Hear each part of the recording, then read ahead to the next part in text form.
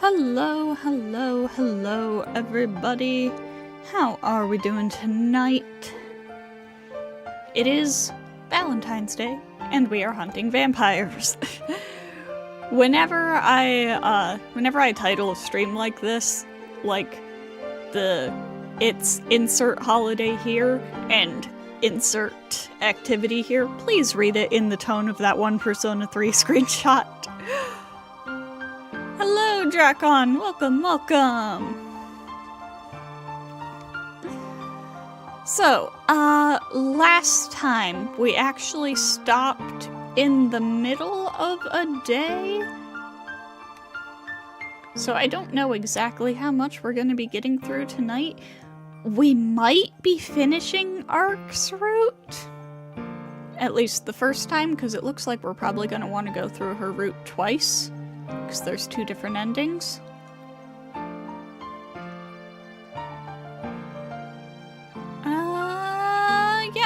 Let's just go ahead and get back into it. What were we doing last time? I believe when we left off, we were looking for Arcueid. I start to pant from exertion. The exhaustion from running, coupled with the pain in my head, makes me nauseous.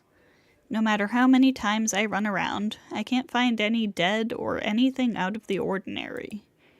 Lifting up my hand to my forehead, I feel a feverish heat. It really does feel like I have a high fever. Damn it, I'm not done yet. I tell myself this as I start to run once more. And then... not here, but somewhere farther away. In a narrow alley between two buildings, I can see something like sparks flying in the air.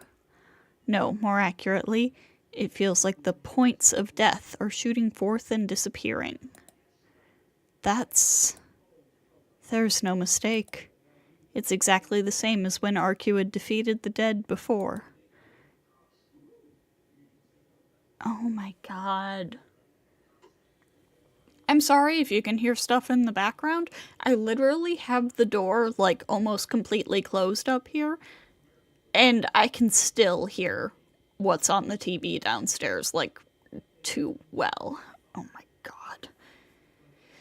Anyways, it's exactly the same as when Arcueid defeated the dead before. She, in that condition, is fighting by herself. Found her. Forgetting my pain and weariness, I dash towards the alley.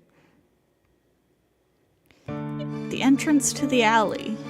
I run to the narrow path between the buildings. Death is flying through the air and fading away. How many is she fighting? There's an enormous amount of it. I can hardly bear it. As I run to the alley, my spine groans in protest. As if a saw was slowly but surely slicing through my spine, a pain works its way from inside me. My instincts scream at me. They say where I'm going is too dangerous and I have to go back. Shut up. But that goes without saying. The amount of death there isn't normal. Inside, I know something terrible is happening inside this alley. But I can't turn back now. I can't leave Arcueid alone. If I run away here, she might go off and die. I can't shake off that feeling, and I enter the alley filled with death. What? My mind freezes. What I see is surreal. Scattered all across the ground are the figures of numerous people. Faceless, limbless, their stomachs sliced open, their corpses bathed entirely in crimson. On the wall, on the ground, even on the moon overhead. Everything here is just red. A dull, sickening sound. The last one, the last human shape full of lines expires from her hands. With a single hand, she smashes the head of the dead into the wall, squishing it like a tomato. As if not satisfied, she tears the headless body vertically in half and smashes it onto the ground. Arcueid. The world is only filled with red and the moonlight. In the center of it all stands Arcueid. She doesn't notice I am here.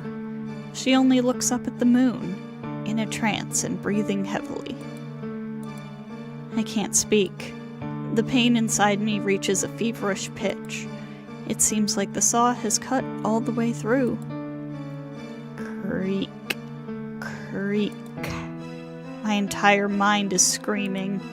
I shouldn't be here. I don't want to die, it shouts. Then, Arcueid's eyes suddenly shift. Her eyes aren't her usual crimson, but a golden flare. It's not that our eyes have met, it's just that I looked at those eyes. Thump. My blood races through my entire body, and my mind is jolted. At first, a sense of overwhelming crisis. I shouldn't be here. I shouldn't be in front of that thing. It will kill you. You can't stand up to it. That creature is on an entirely different level. Not a matter of higher or lower, but something beyond evaluation. Before that thing, just being there means death. Thump. My entire body throbs. At first it was fear, then a desire to kill. Because that thing shouldn't exist. So kill it. Hurry up and kill it. Kill it here. Kill it now. In the name of this blood, take that thing here and destroy it. My heart pounds furiously. I know there's no way I can face it, but my entire body screams for me to kill it. What a contradiction. Is it telling me to kill it even though I know it's going to kill me? Is it telling me I don't want to be killed, so kill instead? No. I'm not here. Those eyes. I must not look at those golden eyes. I know this, but I can't escape her eyes. Thump. Thump. My blood boils. The stimulating throb of my blood. But there's something else that tries to burst through my consciousness.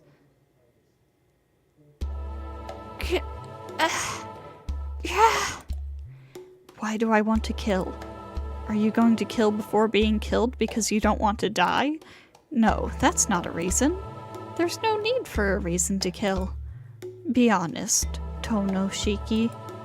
Already, from a long time ago, you wanted to take this woman and... Shut up. No, your reason and conscience should shut up. That's how it should be. I just want her. Oh god, here it is. I want Arcueid. Remember the feeling from that time? You knew from the first time you saw her. Since that time, you killed that creature with your hands and lost your virginity as a killer. Oh boy.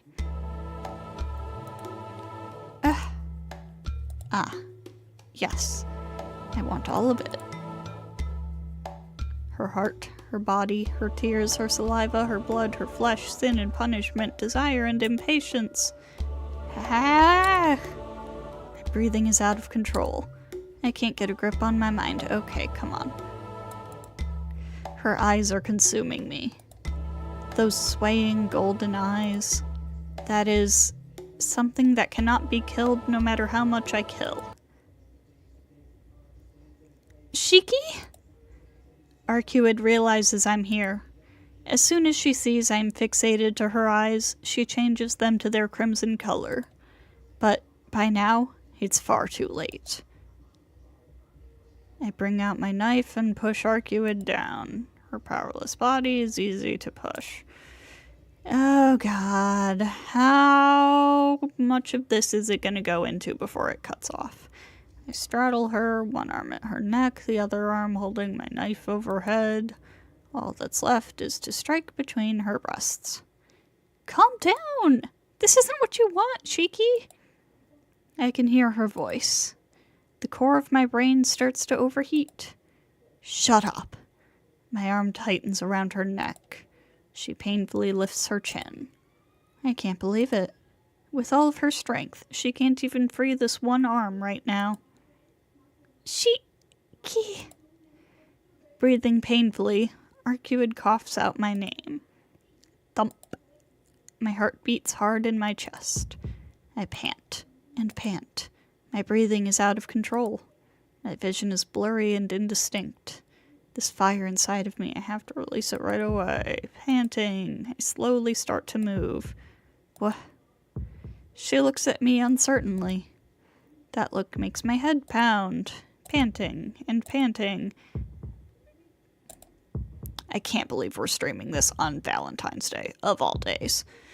Her vermilion-shaded cheeks, her soft neck, and below me her unparalleled body. My panting fills the air, can feel her heartbeat. Panting, panting, panting. Her golden eyes seem to suck away my soul. I release her neck and instead touch her body, her arms, her legs. Ba ba ba. Fingers trace the white skin under her clothes, soaking up the coolness of her body. No, this isn't like you, Shiki.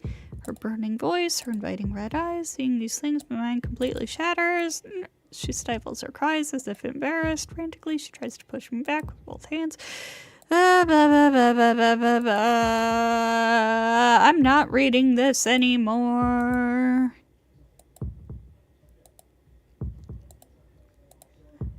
Because I know...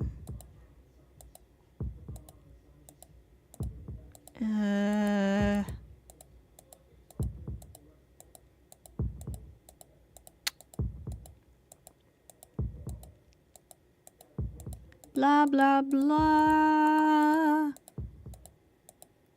If you want to read this, you can read this on the screen. But, like...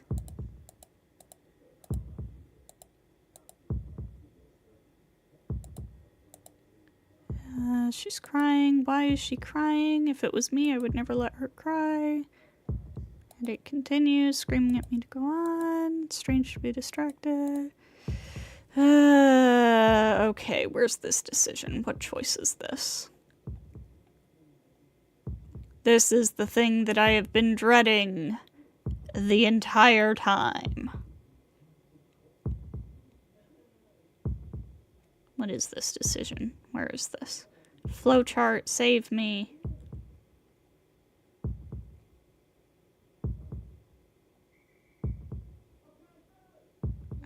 Movie theater.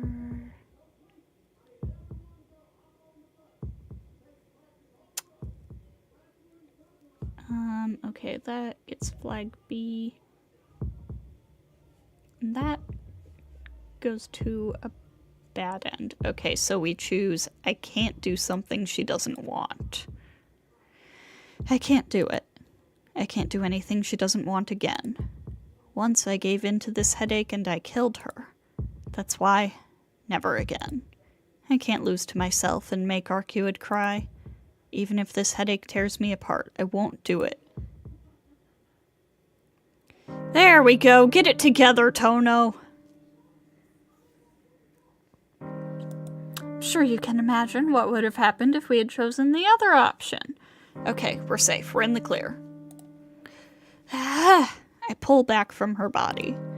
The headache disappears and my heart returns to normal. Fantastic protagonist we have here, right? The urges rampaging inside me have also disappeared, and I finally start to comprehend what I just did. What have I can't believe it. But the memory is all too clear. How I pushed her down, how I choked her and held my knife over her, and the disgraceful things I did afterwards. Yeah, you feel ashamed. I don't know what to say. Arcueid adjusts her clothes and stands up. I don't know how to apologize. Just saying sorry. How can I make it up? Arcueid, Don't worry about it. I'm the one who should apologize. No, you're not, Ark! You didn't do anything wrong. She looks away uncomfortably. What are you saying? I was the one who did something wrong. If only I had been stronger, that never would have happened. No, I don't think it was something you could have resisted because you saw my mystic eyes. Huh? Mystic eyes? Like Nero's eyes? Exactly. I wasn't sane earlier. I was so thirsty I couldn't control myself. That's why I found some of the dead and tried to replace that urge with the urge to destroy to stave it off. Back then, I was unable to hold myself back, so that's why you saw my mystic eyes when you came. Certainly, I felt odd from the time I saw your golden eyes, but that's just that. With my own will. No, that's wrong.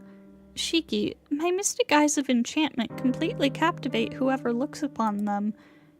I think that's why you started to feel all those desires. Arc. There's more issues than that going on here. That can't be right. Because even if she wasn't controlling me, I might still like her?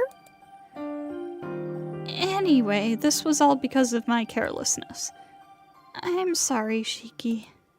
I manipulated your body without any regards to your feelings. Her gaze shifts away as she says this. Being apologized to like this hurts my heart. Because I didn't feel like I was manipulated at all. Rather, it seems like I used it to obey my own lust. Arcueid, Don't apologize. Shiki, this was all an accident. I'll forget about it, so please forget about it too. I think it's better for the both of us that way. Saying that, she starts to walk quietly. Arcueid? I think this is enough for tonight.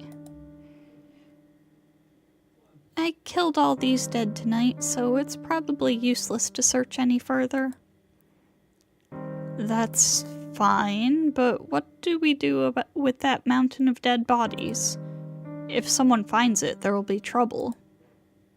There's no need to worry.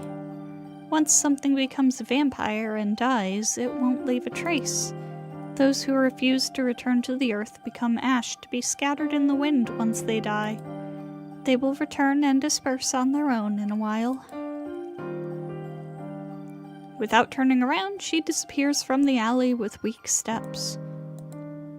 I can't stop her now. I still feel the sensation of Arcueid on both my hands.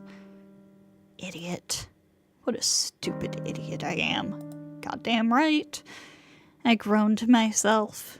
In the alley which became a stage of tragedy, I look up at the moon in remorse.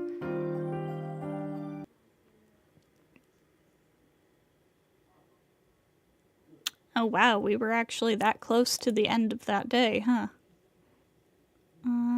Okay, where the heck are we? Okay, here we are. Well, let us continue.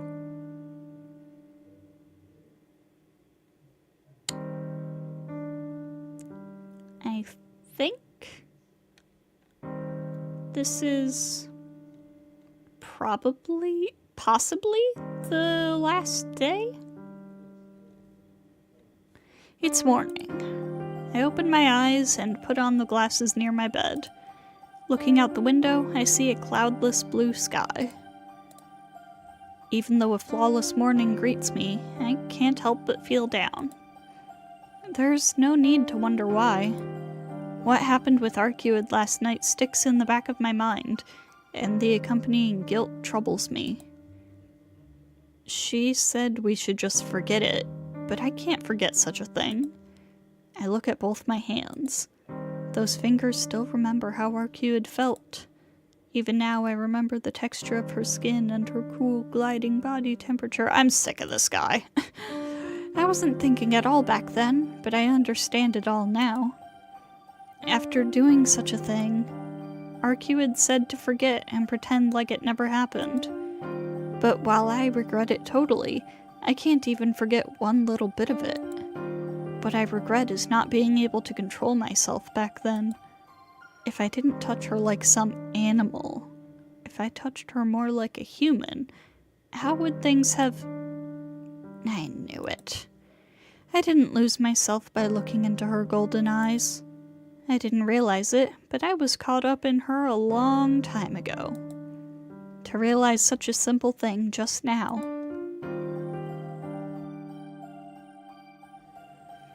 The morning in the Tono mansion is the same as always. Hisui comes to wake me. Akiha and Kohaku-san are in the sitting room, and we greet each other briefly before we go to school. The same as always. Yet, I feel so empty. I can't even respond properly when people talk to me, and I leave the mansion vacantly.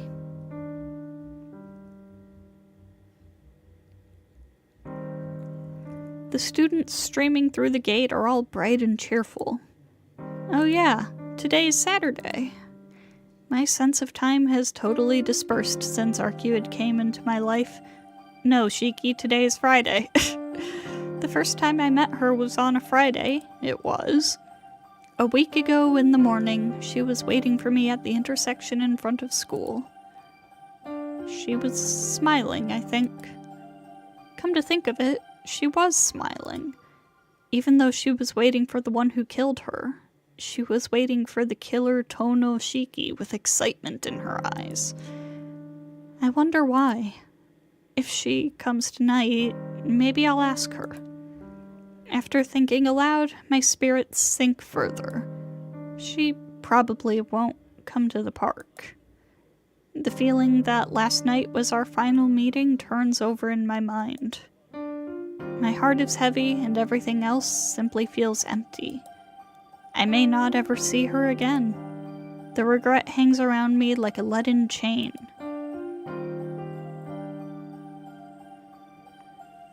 I sit at my desk. It's about 5 minutes until homeroom starts. I stare outside blankly, not wanting to do anything. Yo, delinquent! You skipped class yesterday. What the heck were you doing, Tono-kun? I let out a heavy sigh. Usually I would, but today I don't feel like talking with Arihiko at all. What's with you? You don't look happy at all. You didn't come to school yesterday and now you come back an empty shell. If you're like that, school's no fun. Arihiko slumps his shoulders exaggeratedly. Arihiko, sorry, but can you leave me alone today? If I'm not here, you can always talk with Senpai. Actually, isn't that better for you? Huh? Senpai? I don't know any third-year students. What are you saying? CL Senpai's in third year, not second. Well, sometimes you think she's younger, but Senpai is a Senpai after all. CL Senpai? Who's that?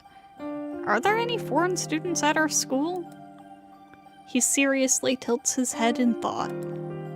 What are you saying? Senpai is Japanese. No, wait. No one ever said she was Japanese. Well, no one said she was, but everyone called her CL Senpai. That's what I'm saying. Who is this Senpai? What's wrong, Tono? Are you sick or something? I can't hear his banter. What? That's right. Why didn't I realize such an obvious inconsistency? CL isn't a Japanese name at all. Even though I know her, I don't even know her full name. I don't even know what class she's in. To begin with, when I first met her, why did I feel like I knew her for a long time? My chair clatters as I quickly stand up. Huh? What's wrong, Tono? You've been acting too funny. I'm going to the office. Sorry, but please say that I'm here during attendance. Turning away from Arihiko, whose head is tilted in confusion, I dash out of the classroom. I investigate the third-year roster for the name CL, but as expected, it isn't anywhere to be seen. To be sure, I asked the teachers in the office, but none of them remembers the L-senpai. The end of classes. Being a Saturday, right after homeroom, all my classmates scatter and run out of the room. Saturday is finally here, but I don't feel like doing anything. Feeling like the dead, I walk home by myself.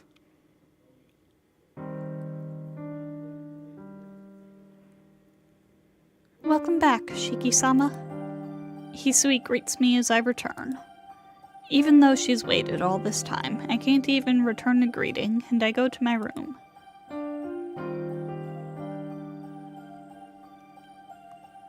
After dinner, I return to my room. It's close to the promised time with Arcueid.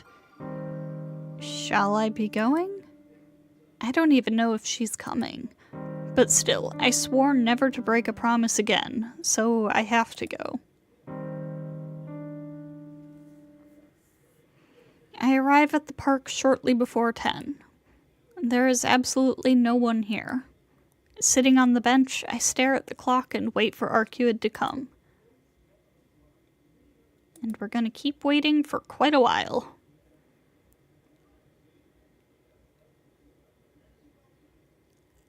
It's now 11 o'clock.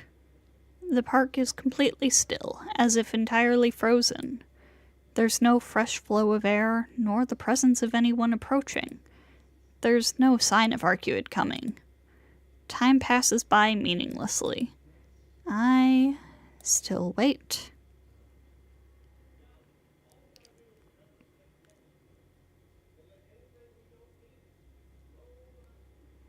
Both hands on the clock approach the top of the dial. It's been 2 hours since I came here, yet there's no sign of Arcueid. Hello, Snake! Welcome, welcome! I still wait. The clock's hands point to 12. It's 2 hours past the promised time. I slouch on the bench and sigh. She might not come after all. I don't know. I don't know, but I don't feel like going back. Yeah, I'll wait until the morning. Damn it. I lie on the bench in frustration. And then... Huh? Wait a minute. I think I saw a flash of white behind the rest area. Besides, it moved back as soon as I saw it. I stand up from the bench and stride toward the rest area. As if it knew it couldn't hide anymore, the white figure shows its face. Like, bring Ilya back. Yeah, I guess it is kind of like that section, huh? You found me! Arcueid appears more cheerfully than ever. Arcueid, you... What? You really came? I blurt that out because I still can't believe it. Of course, we promised. I came about 10 minutes before you did. She looks the other way. 10 minutes before? But I came before 10 o'clock, and she came earlier? Why? If you were here before me, why didn't you tell me you were waiting there? I wanted to watch you while I was hiding. I see. Even though she doesn't act any different, she must be bothered by what happened last night. That's why she couldn't face me directly and was hiding. Sorry. That's right, it's not that simple. Yeah, you never even knew I was here. I was waiting for you to notice. I was planning on meeting in a different way this time, but you ruined it by just spacing out. Huh? Ruined what? Arcueid, you weren't hiding because you felt awkward? Why? I was a little bored, so I wanted to play around. She says it lightly, not even knowing an inkling of the frustration I felt. Play around with me? You... The joy I felt from meeting her fades away instantly. It's not a mood where I have to think about what I should do after seeing her. As usual, she's acting at her own pace without even understanding how I feel. I fill my lungs with a deep breath of night air. I'm less angry than surprised. Maybe I'm just relieved she's acting normally. Well, normal for her. As proof, it feels like my heart, laden with impurities, has just been cleaned anew. Man, you win. Really? I thought you were just zoned out. No, not about the hide-and-go-seek. Oh well, it's useless putting it into words. I'm glad you came. To be honest, I thought I'd never see you again. Eh? You thought so after only waiting 2 hours? Ark, you are so stupid. That's not it. It's because of last night. I thought we would never meet again. That won't do, Shiki. I said to just forget about it. Arcueid says this weekly. Ah, idiot. I am such an idiot. Well, you are a Nasuverse protagonist. I selfishly thought she was acting completely normal, but I was wrong. She was acting that way so I wouldn't feel bad. Sorry. I was an idiot. These two are numbskulls. Not a single brain cell between them. I don't have any right to yell at you anymore. I said it's okay. If anyone is to blame, it's me. So just forget about it. Isn't that better for the both of us? She tries to fool us both by speaking cheerfully. Fool us about last night, fool us about how bothered she is. But telling me to forget it with that expression? How can I forget? No, I wasn't apologizing for last night. I'm an idiot because I can't forget about something I should forget. Eh? Shiki? Since this morning, all I thought about was you. All I could think about was how I should apologize to you and what to say after I saw you. So I can't just forget about it now. Arcueid looks away. I can't look at her either. After sensing I said something I shouldn't have, I can't look into her eyes now. She doesn't respond. I can't either, and a long silence begins. I don't know how long the two of us stood there. Arcueid nods slightly.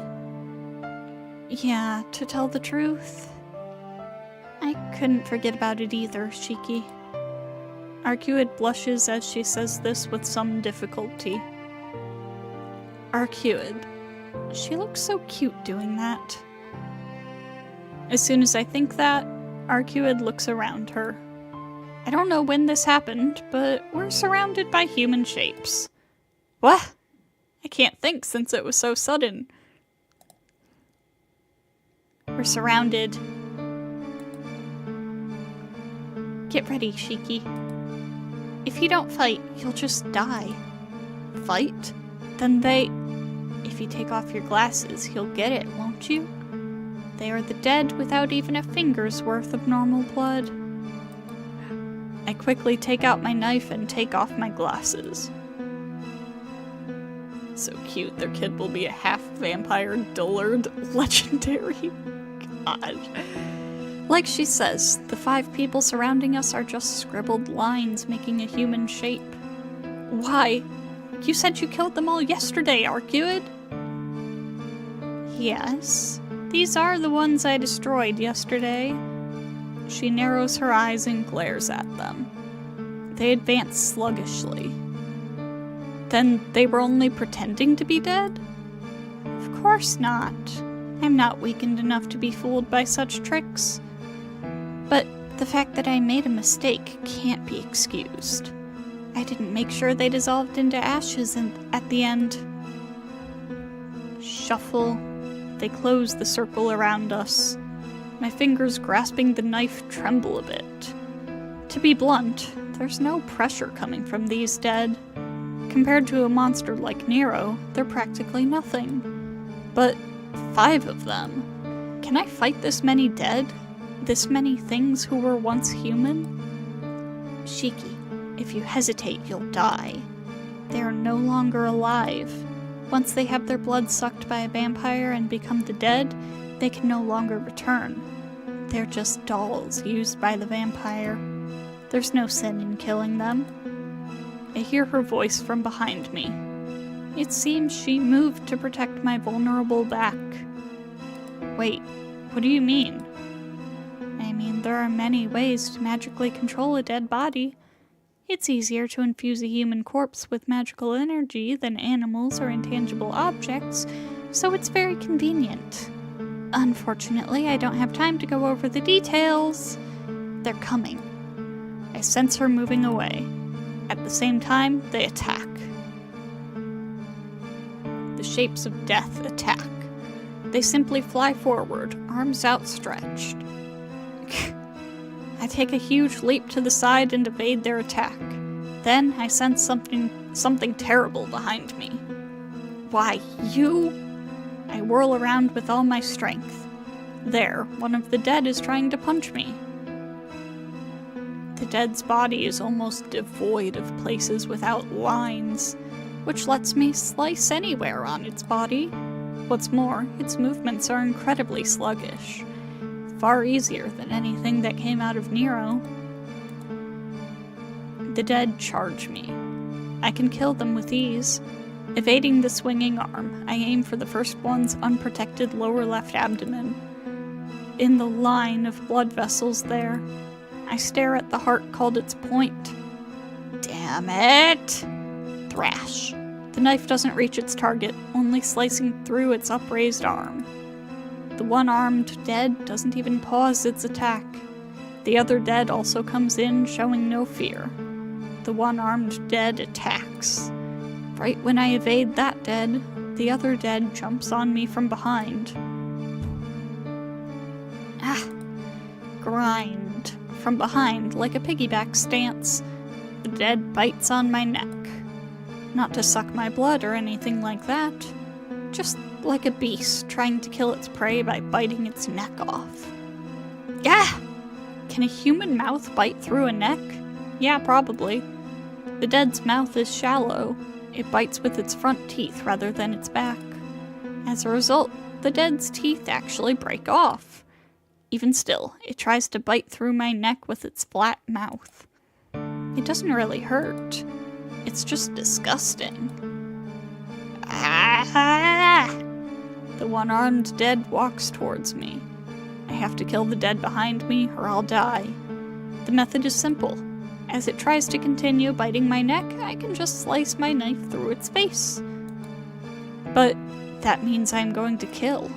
I understand. They aren't human, they aren't even living, but I still feel it's wrong. How naive. Even if they are corpses, they have the shapes of humans, and they move like them. It still seems mistaken to kill them as another human being. Shiki! I hear Arcueid's voice as she deals with the other 3 dead. Without thinking, despite the one in front of me, I look over at her. And I see something terribly unbelievable. Arcueid is wounded. Even though they move so sluggishly and would only take her a second to kill, Arcueid is being pushed by those dead. She breathes heavily. Her footwork is also unsteady, and she's having difficulty evading those attacks even I can evade. The dead rips into her arm. She counters. She tears the body in 2 from the head to the waist. Both halves crumble to the ground. At the same time, the other waiting shades of death pounce on her. With a crash, she lands on her knees. I can tell she's breathing wildly from this distance. There, the 2 dead attack. They kick her kneeling figure in the face and make her collapse on the ground. After that, They carry a dull, expressionless smile as they get on top of her. Stop! She lies there, arms outspread like a cross. Like when I did those disgraceful things to her last night. Oh! Stop it, you fucking bastards! Stab. I cut through the face of the one behind me, still trying to bite me. I pierced the lower right abdomen of the one in front of me, which had strangely paused. That's where its death is. Not even looking at it as it crumbles away, I turn around and kill the faceless dead behind me. I run. The ones around her realize I'm coming and get up and attack. No problem. I slice through their points of death as they attack me.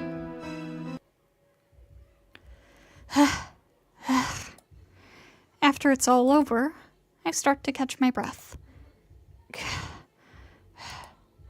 The 4 figures crumble away into ash. The one Arcueid killed earlier makes 5. Killed. Without hesitating, I stop them completely. I can't think clearly.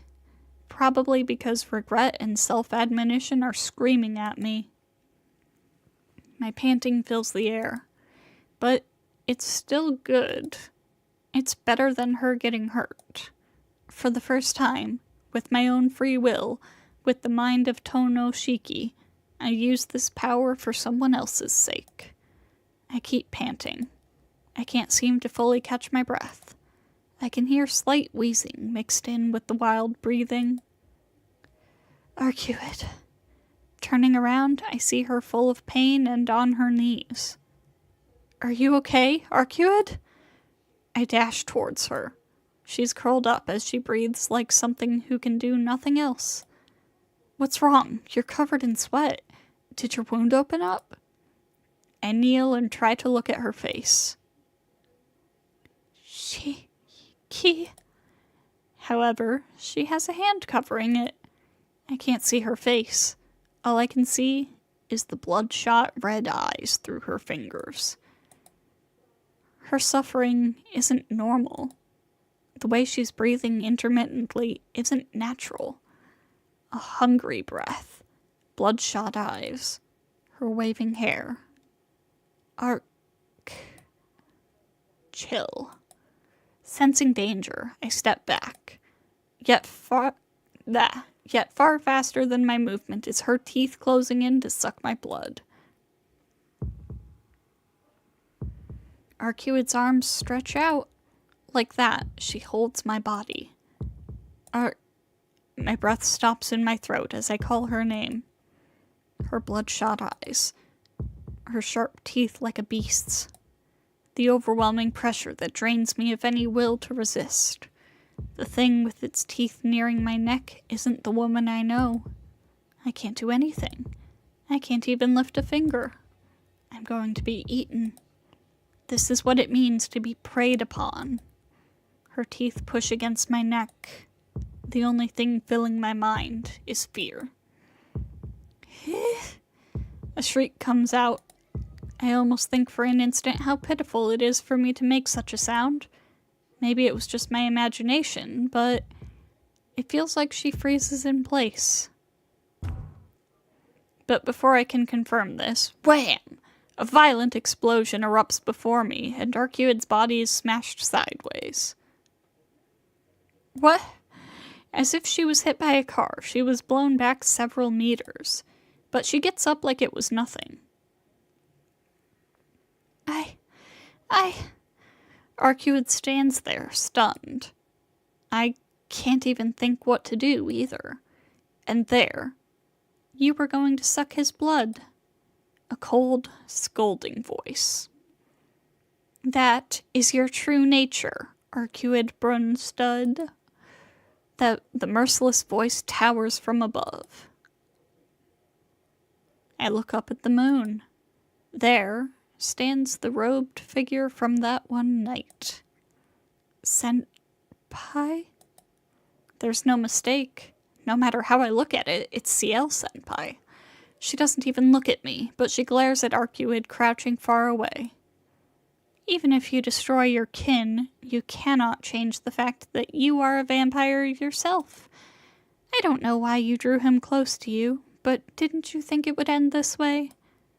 Her voice is completely different from normal.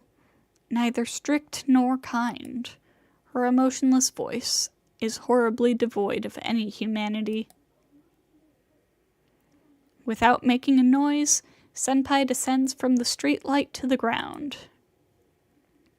Usually it's nothing I mess with, but I will not overlook you trying to kill an ordinary person. It isn't part of the plan to fight you, but if there is a need, we can settle our score.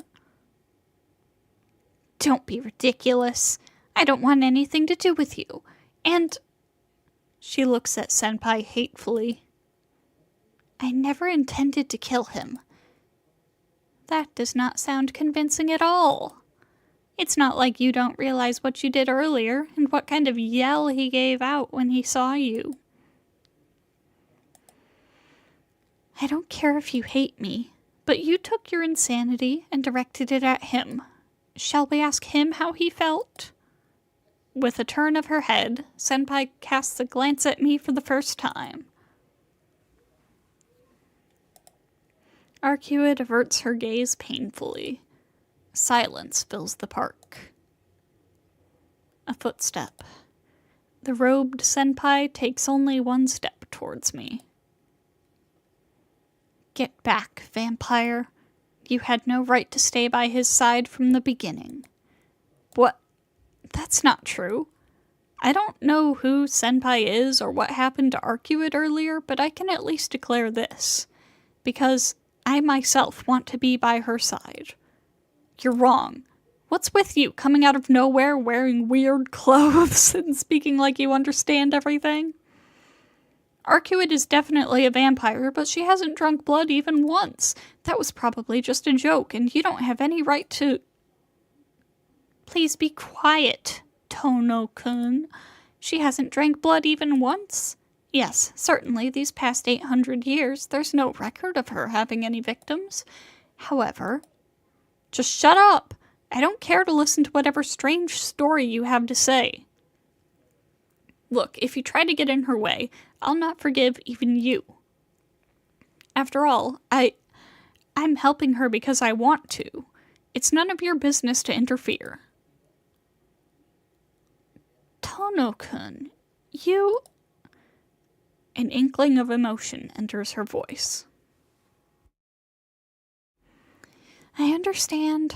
If you say so, then I won't do anything else. However...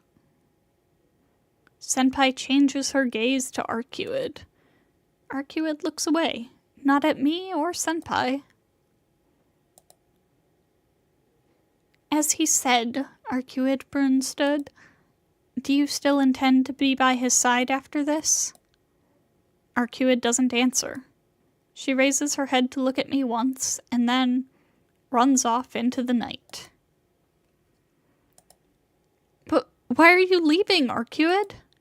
I start to run after her, but my feet don't leave the ground. Senpai walks slowly over to me.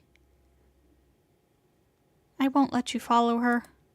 I can't let you be killed, Tono-kun. In her hands are thin, rod-like blades. One of them stands by my feet, pinning my shadow to the ground. You cannot move until that is removed. No matter how hard you struggle, your shadow will struggle just as hard not to separate from you. Stop fooling around, I'll lose her. I grip the blade below me, but no matter what, I can't pull it out. I forgot to mention it, but I'm the only one who can remove it, so please give up. Saying that, she stops in front of me. I glare at her. She takes in my gaze, then sighs. Jeez, really? Why do you go overboard so much, Tono-kun? Senpai? I know. I don't hate her myself, but this is for both of your sakes.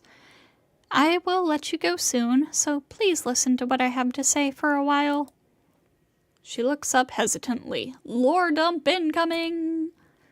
This is the leisurely senpai I know from school. Is that why? Even though I still can't grasp the situation, I start to calm down.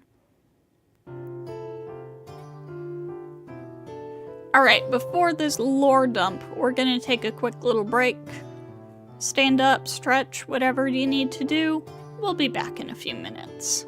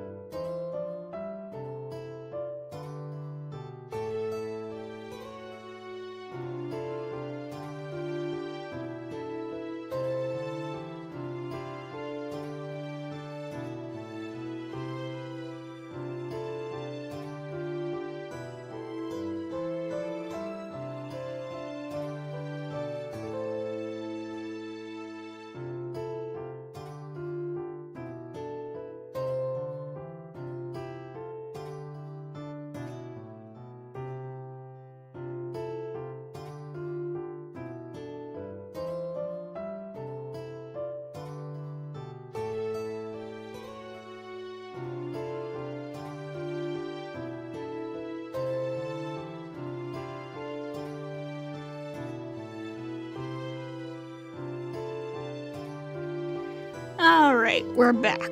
Are y'all ready for a lore dump? This is abrupt, so I am prepared for you to hate me. But I have something I have to tell you. I'm very sorry for restraining you like this. Senpai bows her head. Just watch the alley choice bad horny and She's dressed strange, but Senpai is still Senpai. It's okay. I'm not angry, so please don't apologize. You've already helped me once, Senpai, and I want to ask you to explain, I want to ask you some things as well. In the next route, it's explained why he's like that. Okay. I'm very curious to see what the heck the explanation for that could possibly be. That does help, but what would you like to ask me, Tono-kun? Isn't it obvious? Just who are you, Senpai? Dressed like that and smashing away Arcueid, and I'm the only one who remembers you at school. Senpai gives a sigh in response. Then, let me ask, Tono-kun, what do you think about me? I've only heard some things from Arcueid about the church and stuff. That's right. As you know, I am an exorcist of the church. My specialty is hunting vampires. I can't answer anything else, but I think that is enough for you. Enough? Why would someone like you even come to my school? If you wanted to exterminate vampires, wouldn't you be searching the city like Arcueid? No, there was a reason for me coming to your school, Tono-kun. Right, since this overlaps with the talk I want to give, I will ask the questions from now on. Tono-kun, you seem to have teamed up with her, but do you know anything about what she's after? Yeah? Well, I heard he's the old type of vampire who drinks the blood of humans to expand his territory. It seems you know about the two main classifications of vampires. Then I think you know about how he is imperfectly immortal. Yeah, about how he needs to drink blood to maintain his body. But on the other hand, as long as he can drink blood, he'll never age, right? Yes. But you can't say he's immortal in the end, can you? Besides, there are ones for whom drinking blood does not maintain their body fully, and there are some that are exterminated by us. You can't call something that can die like that immortal. Well, certainly he's not immune to death. I don't know what Senpai's trying to get at here. Is this related to why you came to my school? Of course. Geez, please wait until I'm finished. Okay, but if you could give me the short version, I'd appreciate it. Oh, really? If that's the case, then I'll explain as directly as I can. Senpai seems a little disappointed. Then, a simple explanation. Anyway, the immortality of the vampires known as Dead Apostles is very unstable. For them, it is merely a prolongation of their lifespans, many times that of normal people. A question. Not only are their lifespans long, but they also have unnatural powers. Is there any relation? Not really. Their individual powers are things they had when they were humans, strengthened over hundreds of years. Continuing their studies from their human lives gives them these extraordinary powers. The Dead Apostles each have different goals. What they each decide to study is different. Because of that, there was one who seriously studied immortality. He became immortal, yet he still researched it? Yes.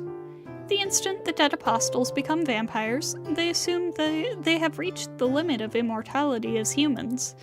However, he felt that it was just a degeneration. He did not want something so imperfect, and he wanted to come up with a more perfect immortality. Senpai seems to be more engaged. But as long as something has shape, it cannot but perish. There isn't anything that can withstand the passage of time. Vampires merely have a resistance higher than that of humans. Anything living internalizes death the moment it is born. Even if in possession of a body which does not age, as long as it exists, it cannot escape death. To escape death is to die. This contradiction is a problem that cannot be solved. Yeah, everyone has death within them. If there is someone who doesn't, then that's probably something that never existed in the first place. Even Arcueid can die during the day. There can't be anything that cannot die in this world. That's the reason, but he concluded that if he could preserve his existence after death, then he would be immortal. It isn't in our doctrine, but it's what you call reincarnation. Even if you die, if you could preserve your sense of self and start over again as a new human, that would be eluding death. Well, when he isn't completely annihilated, he isn't dead, so it's actually not quite eluding death. Reincarnation. You mean if he dies, he will start over as a baby? Yes. While he is alive, he chooses his next host, and when it is born, he transmits all the information of his self. His information stays deep within that baby until it matures, or until it gains its intelligence as its own. As soon as that baby has the intelligence to succeed his self, the baby becomes a new vampire that is him. Wait a minute, what's that? Don't tell me that he does surgery on it while it's in the mother or something like that. No, it's not anything medical. Because the instant his body is destroyed, he reincarnates into the body he chose as his next body. I said all of his information earlier, but to use simpler terms, think of it as his soul. It wouldn't be quite correct to say his soul propagates through the air and takes over someone's body, but it's similar to an electromagnetic wave. In this case, the human brain is what does the transmitting and the receiving. His exceptional point is that he took his soul, which is incalculable and something that disperses as soon as it leaves the envelope of the body, and processed it as something that could be transmitted. Sorry, Senpai. I can't see how this relates to you coming to my school. It is related, because this reincarnating vampire is in your school, Tono-kun. Huh? The vampire I am pursuing and the vampire Arcueid is pursuing are the same, although she's probably only referred to him as the enemy. I nod silently. Certainly, she's only used the word enemy, but she never told me anything about him. Her duty was to kill vampires, but since he appeared, she only pursued him. He is reincarnated 17 times already. She has destroyed him every time. Every time. But even if he dies, he'll just be reborn, right? Isn't that pointless? Yes. He is killed by her, reincarnates each time, and is killed again by her. That cycle has been repeated over and over. If Arcueid had the power to kill not the body, but the meaning, then this probably would not be happening. Senpai looks down a little, and it seems like she is gritting her teeth. I don't know why. However, it appears that Senpai also has some grudge against the enemy, like Arcueid does. Senpai, what kind of vampire is he? He was originally a man, but that can change depending on his body he reincarnates into. Yo! The troublesome part of this dead apostle is that his incarnations are hard to find. Because he is properly born as a human baby and has parents. He transforms only into a vampire only when he reaches the age where he can do everything at a satisfactory level. Until then, that human shows no signs of being a vampire, or no hint of being a vampire. But once he awakens, he uses the relationships he gained until that time to blend perfectly into society. Roa's possession is really creepy. Yeah, it really is. I heard that the church detects his presence usually after a whole town is turned to the dead. Wait a minute. Well, then this new host, he wouldn't ever realize he's a vampire until he awakens? Yes, but it isn't like two people sharing one body. The baby born as a human is still him. Depending on its environment, it's a good or bad person, but even that, the instant he awakens, goes away. To sum it up, once he dies, he is reborn into the next body, and once that body gains intelligence, it gains the previous life's self and becomes a vampire. What is it? Just hearing this, it's terribly scary. That's strange. I don't really understand it, but it's strange. Because what you call vampires, they don't just suddenly become vampires, right? So even if their old self awakens, wouldn't the body still remain human? No. Reincarnation isn't the transmitting of personality, it is the transmission of the soul. Once bitten by a true ancestor, not just the body, but the soul is forever soiled. He transmits all of his information called his soul to his next self, so when he awakens, the body becomes one of a vampire, but what? As he said, just that is too weak. So he selects his next host while he is alive. The family he is born into must meet two conditions, the first being one of wealth. Being born into a family of high social standing, property, and money makes it easier to make the whole town into vampires later on. And there is another requirement. This is the important one, but amongst normal people like us, there are also people that carry special powers. Not like magic, which is a mystic power that can be learned, but rather special abilities from birth. Such people are normally called demonic children or psychics. These special abilities are genetic, so they are inherited, passed on by blood. He chooses those families that have something not human in their lineages. A family with wealth and influence, and inhuman power. Those are the requirements for his host, Tonoshiki-kun. Hint, hint. There's still something weird. I think that story is weird. What's weird is that Senpai is telling me this story. His name. Yes? Did you say something? His name. You keep saying enemy and him, but how can I understand that? Can't you tell me his name? I yell at her, not even knowing why I'm angry. She doesn't look fluttered at all. She only looks at me sympathetically. No problem. Among the dead apostles, he is known as the Serpent of Akasha. This is due to the serpent being the symbol of infinity and cycles. Shedding its skin and gaining a new body, it was perfect for his name. On the other hand, he is recorded in the church as the Infinite Reincarnator. His human name is Michael Roa Valdamyong. He is also simply referred to as Roa. Roa? Never heard of it. Of course, it's not like I've ever met him. In short, you came to my school because you knew this Roa was there? Yes. It truly was a sketchy feeling, but I knew this incarnation of Roa was there.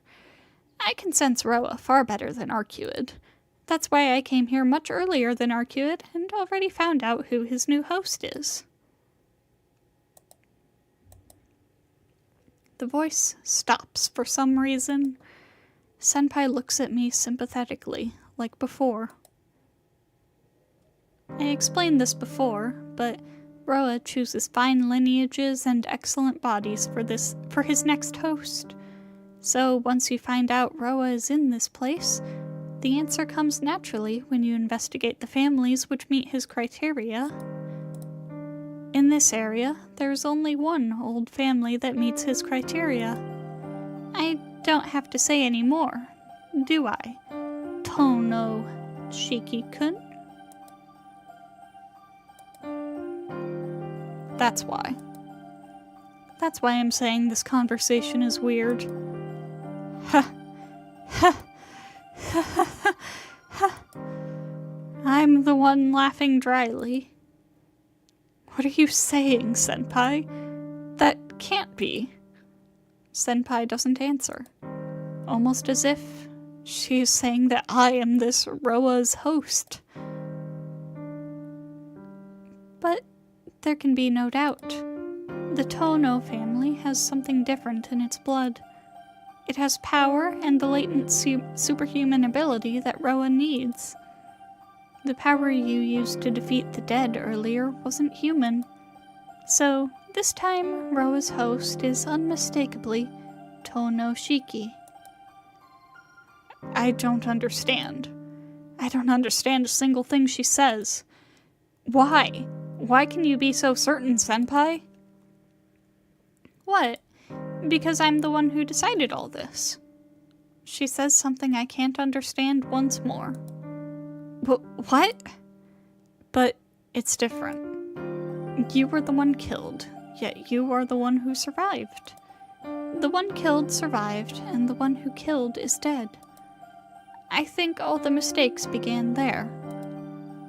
She says so as if she's on the verge mentally. Senpai pulls the sword from the ground by my feet. That is all I had to tell you. I'll leave the rest for you to decide, Tono-kun. Leave it to me? But according to your story, To be honest, I don't know either. You are an incredibly ordinary person, like a student you could find anywhere. My intuition has to be wrong, because you are someone who shouldn't be in a world like mine. With a sad smile, Senpai leaps an incredible distance from me, as if trying to tell me she's someone else now, an unreachable, far distance. I still can't leave Arcueid alone. Unless I chase after her now, I feel like I'll never see her again. You're going after her, Tono-kun? Senpai's voice returns to the way it was when she drove off Arcueid. An inflectionless voice, devoid of emotion. Yeah, because you're a person of the church. I know she's an enemy of yours. But a lot of things have happened, and I agreed to help her, so I have to look for her. I don't know what she'll do if I leave her by herself. Laughing as if it was a joke, I tell her later and turn around. Please wait. If you go after her, you will only get killed. You must not see Arcueid Brunstad again. Only get killed? Well, you may not believe me, but she really doesn't suck blood. She's quite a good person, actually. I know. Certainly she hasn't drunk human blood. However, that's at an end. A true ancestor who gives in to the vampiric impulse once can only fall downward from there. My feet freeze in place. Senpai? True ancestor. Vampiric impulse. What do you mean? I mean the desire to drink blood. Tono-kun. The vampires called Dead Apostles mostly became vampires after a vampire sucked their blood. To preserve their bodies, they need the blood of humans. In other words, they can't escape drinking blood if they want to live. But the ones that were vampires from the beginning are different. The Dead Apostles were originally humans like us, so maybe you can still call them human. However, if someone was born a vampire, can you call it human? What are you saying, Senpai? I'm asking about Arcueid. This is about her. I won't let you say you never thought about it. If dead apostles became vampires from vampires, there has to be an origin, an existence that is a vampire from the beginning. These vampires that are a completely different species from us, we call the true ancestors. Those who don't need human blood and have special powers equivalent to, no, surpassing the dead apostles. She is a member of the royal family of the true ancestors. Although they don't really have any rank structure, so saying royal isn't quite accurate. So what, senpai? This conversation, this doesn't have anything to do with me. It does. These vampires, known as the true ancestors, have a deeper impulse to drink blood than the dead apostles. Her eyes are completely emotionless. Like mirrors, they show my agitated face. Do you see, Tono-kun? The true ancestors can live without human blood. However, maybe a mistake happened in their evolution, or maybe there's no such thing as a perfect existence. But anyway, there is a period when they desire the blood of humans. The instant a human has his blood drunk by them, he no longer remains human. True ancestors are on a scale different from humans as creatures. When the powerful life of a true ancestor touches the blood of a human, the sheer difference means a human cannot remain human after such contact. Like a small wave absorbed into a larger wave, that person becomes a part of the true ancestor. To simplify, it becomes a doll. The problem is, there's no reason for their vampiric impulses.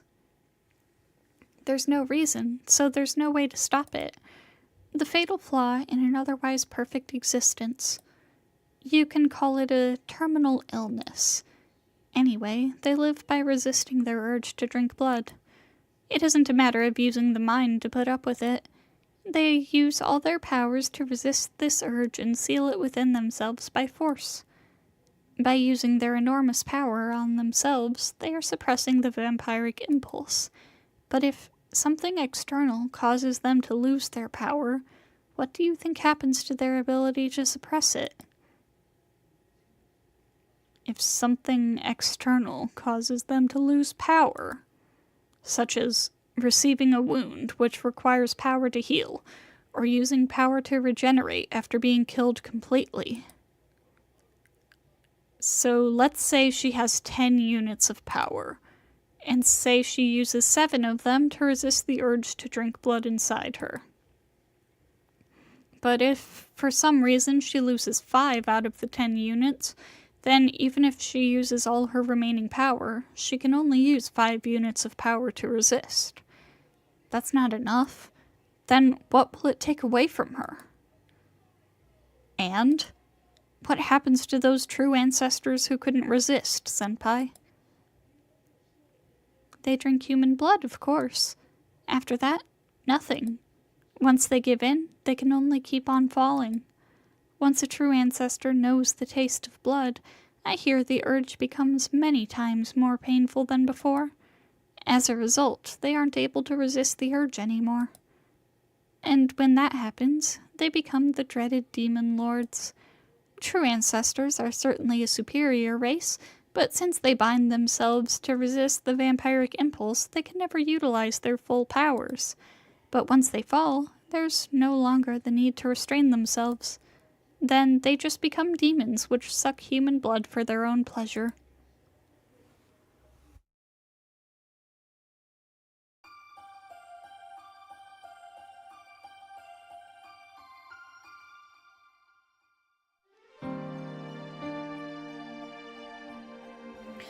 I remember how Arcueid appeared earlier. Her bloodshot eyes, her wild breathing, her breath assailing my neck. Lies. That's a lie, because she certainly said she's scared of drinking blood. Yeah, she's scared. Because once she does it, she knows she won't be able to stop. If there is any salvation, it is that the urge is instantaneous. The true ancestors keep just one subordinate for the time the urge gets too great to suppress. That's the beginning of those called dead apostles. They are something that is already dead. A vampire kept alive for the sake of easing the pain of the true ancestors. That is the form of the vampire in this city. But she doesn't have such a thing. No, until now she never needed one. Special among all the true ancestors, she was able to resist the vampiric impulse using her will alone. Then there's no problem. Once her wound heals, once her body returns to normal, she can resist it, right? Technically, but there is a limit, Tono-kun. The vampiric impulse has no end, and it will not go away. The resisted urges which build again and again will eventually overflow their vessel. The longer they live, the larger the vampiric impulse in them gets. And when they can no longer restrain themselves with their own power, when the impulse overwhelms their power, their lives are ended by others. That is the lifespan for those without lifespans. But Arcueid is okay. She's just weak because of me, so after a few days, she'll... Perhaps. But she's reached her limit already. Even though she was only actually active for a few years, the amount of time of her existence does not change. The urge which has grown inside her will soon consume her. There's no denying that now is not the time. Arcueid's life cannot be saved. Thump. For the first time, not because of my anemia, but someone else's words, everything starts to fade away in a haze of dizziness. What does it mean?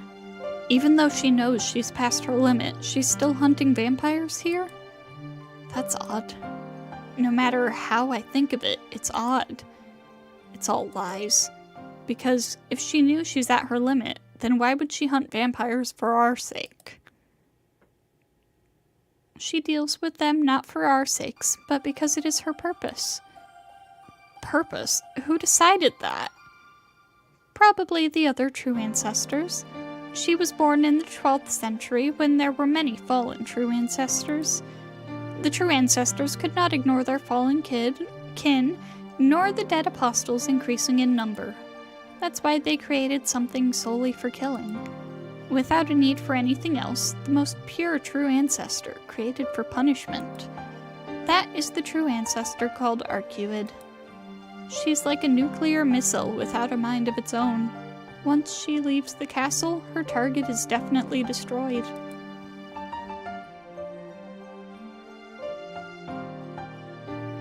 Thump. This dizziness again. She should stop saying that. She's a person. Talking about her like she's just some sort of weapon makes me mad. No, she is a weapon. In the first place, she existed only for that purpose. So it seems there's now something wrong with her. It is the first time I've seen her talk like that. She never spoke any words before. Huh? Hold on. Never spoke? That's odd. Because she never does anything extra. From long ago, for the past hundreds of years, she has lived that way. Ever since she was born in the old castle amongst the mountains, never changing. Thump. My heartbeat and this dark dizziness. What is this? This unknown scenery, these memories I've never had, they start to fill my vision. The wide castle courtyard. The unadorned grassy field inside the solitary castle. The white girl stares blankly up at the sky. She did not have any extra knowledge or freedom beyond what was needed for her purpose. She only goes outside when her target is determined. She gets taught only the information needed to definitely destroy the enemy. No one is there. No one to talk to. Not even another face to see. After killing her target, and when she returns to the castle, her taught knowledge is washed out and she is taken to sleep. without knowing anything, nothing other than killing vampires. There's nothing, such as the fun of speaking with someone else, the precious moments of seeing someone else and greeting them. She was excluded from all of it. Her power was strong enough to defeat the fallen true ancestors. But it's ironic. She was so powerful that she was shunned by the rest of the true ancestors. Even while praising her as the princess, no one approached her. Even while giving her a castle, her world was only the dark basement. So there was nothing to give her any feelings. That's almost enough to make me pity her for living. A parody of life. She apparently had no words or even time of her own. The true ancestors treated her only as a weapon. A weapon has no need for extra functions, such as baking bread or doing laundry. If you're going to put on extra functions, you would put on something more fit for a weapon, right? I was always taught never to do extra things. Yes, she has said that before. The reason for deciding everything for herself, for having those empty eyes, never needed anyone else. No, maybe she never knew about it.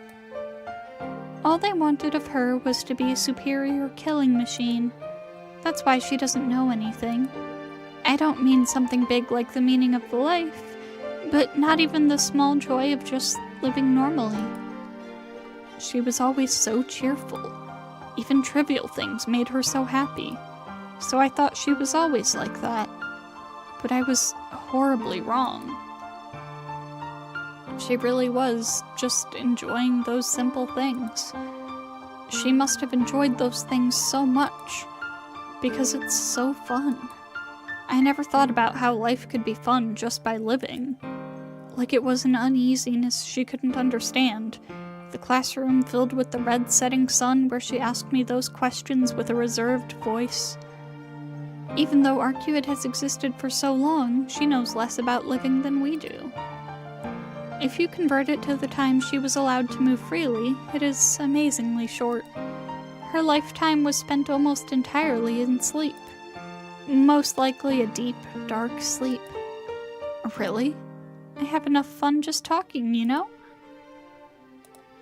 After dealing with all the fallen true ancestors, she did not leave the castle.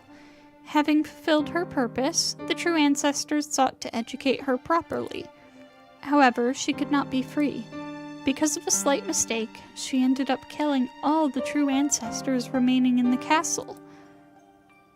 Maybe the one that was taught how to kill vampires really did finish her job until the very end. In the end, she was left alone. After killing all the true ancestors, she sealed herself up in the castle. In the empty castle of the true ancestors, bound with 1,000 chains. Whenever Roa is reborn, she awakens from her sleep and moves around for a short time. In the middle of that fixed world, she never said a single word. That's why she is a killer down to her very core. Even though the true ancestors which bound her are now gone, she still wanders around with the sole purpose of killing vampires. She probably does not have any other fun. That's a lie. That's not what made her happy.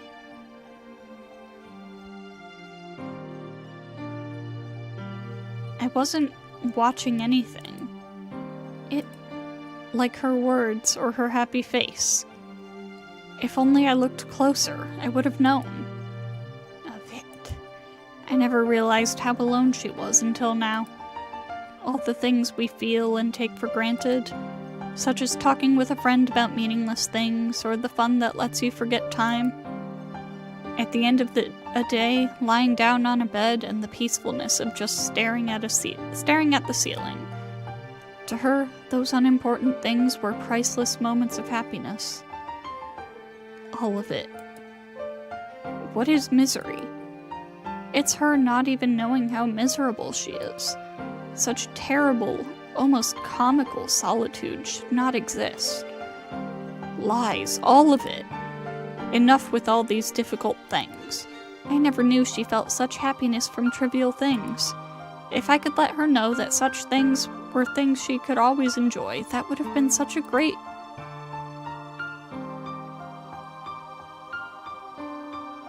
Tono-kun? Her voice returns my vision to normal. What's wrong? You suddenly went quiet and spaced out. Were you listening? Oh yeah, he was. Or not. No. Sorry, I don't remember. I heard you speaking, but it felt like someone else was talking. Senpai nods doubtfully. In other words, it's okay. I don't care what she did or what she's like. I can't leave her alone any longer, so I'll be going. Turning away from Senpai, I start to walk towards the city. Well, that's depressing. 4 more routes of trauma. On a more serious note, am I enjoying the mysteries? I am. Tono-kun. Once a true ancestor fails to suppress the vampiric impulse, there is no hope for recovery. If she appears in front of you, it means she came to drink your blood. I think what she says is the truth, for her. But it's a different truth than mine. That's not true, because she hasn't drunk blood yet. No, if I had not stopped her, she would have drunk your blood. You're wrong, because she stopped. Arcueid was fine. That's why, even if you didn't stop her, the result would have been the same. Yes, certainly. She stopped right then. So, you're going to be on her side no matter what, Tono-kun? Yeah. Sorry, Senpai. Senpai doesn't answer. I think I hear her sigh. We may end up fighting, you know. Maybe. But I won't apologize, Senpai. There's no response from Senpai. Just her presence getting farther away. Disappearing footsteps. Without turning around, I head towards town, shrouded by night.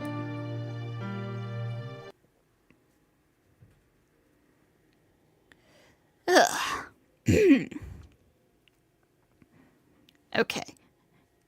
My throat is getting sore, and we still have quite a bit to go through.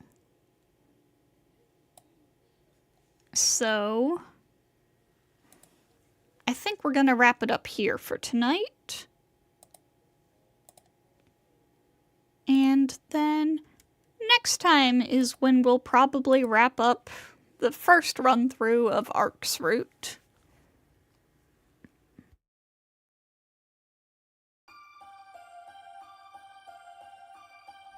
In the bad NCL,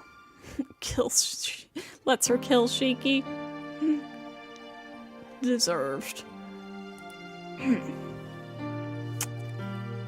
Anyways, yeah, we're gonna wrap up for tonight. Next week we will probably be finishing up our first run through of Arcueid Route. Tomorrow we're gonna be doing something in Grand Blue. Don't know what yet. Probably another collab event. Sunday we're gonna be doing Genshin, the new event. But we will, in all likelihood, be starting a bit late on Sunday, because I got plans with friends. So, thank you to everybody who stopped by tonight, and I hope to see you all next time.